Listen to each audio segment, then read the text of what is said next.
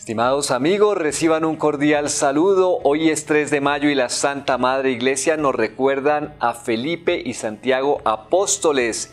San Felipe nace en Betsaida, en Galilea. San Juan cuenta que Jesús lo llamó a pertenecer al grupo de sus discípulos al día siguiente de haber llamado a San Pedro y San Andrés. Felipe fue el que llamó a Natanael o Bartolomé y lo llevó a donde Jesús. Cuando el Señor eligió a los 12 apóstoles, uno de los elegidos fue Felipe. El día, por ejemplo, de la multiplicación de los panes antes de obrar el milagro, Jesús le preguntó a Felipe, ¿de dónde crees tú que podremos conseguir pan para tanta gente? Un día en que unos griegos extranjeros quisieron hablar con el Divino Maestro, le pidieron a Felipe que los llevara hacia él. Y en la última cena, este fue el apóstol que le dijo a Jesús, Señor, muéstranos al Padre. Y Jesús le respondió, Felipe, quien me ve a mí, ve al Padre. El día de Pentecostés, Felipe recibió junto con los otros apóstoles y la Virgen Santísima el Espíritu Santo en forma de lenguas de fuego. Los narradores antiguos dicen que este apóstol después de Pentecostés se fue a evangelizar a Bitinia en el Asia Menor cerca del Mar Negro. Papias, un autor del siglo II, afirma que San Felipe logró el milagro de resucitar a un muerto. Y San Clemente de Alejandría dice que lo hicieron morir crucificado en una persecución contra los cristianos.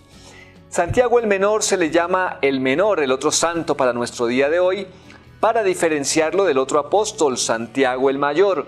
El Evangelio dice que era de Caná de Galilea, que su padre se llamaba Alfeo y que era familiar de nuestro Señor. San Pablo afirma que una de las apariciones de Jesús resucitado fue a Santiago.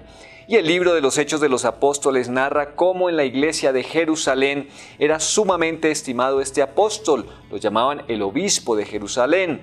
San Pablo cuenta que él, la primera vez que subió a Jerusalén después de su conversión, fue a visitar a San Pedro y no vio a ninguno de los otros apóstoles, sino solamente a Santiago.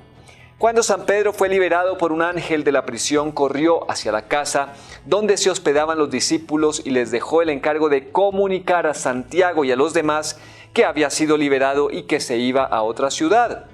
Y el libro santo refiere que la última vez que San Pablo fue a Jerusalén, se dirigió antes que todo a visitar a Santiago, y allí en casa de él se reunieron todos los jefes de la iglesia de Jerusalén. San Pablo en la carta que escribió a los Gálatas afirma, Santiago es junto con Juan y Pedro una de las columnas principales de la iglesia. Cuando los apóstoles se reunieron en Jerusalén para el primer concilio o reunión de todos los jefes de la iglesia, fue este apóstol Santiago el que redactó la carta que dirigieron a todos los cristianos. Egésipo, historiador del siglo II, dice, Santiago era llamado el Santo. La gente estaba segura de que nunca había cometido un pecado grave. Jamás comía carne ni tomaba licores, pasaba tanto tiempo arrodillado rezando en el templo que al fin se le hicieron callos en las rodillas.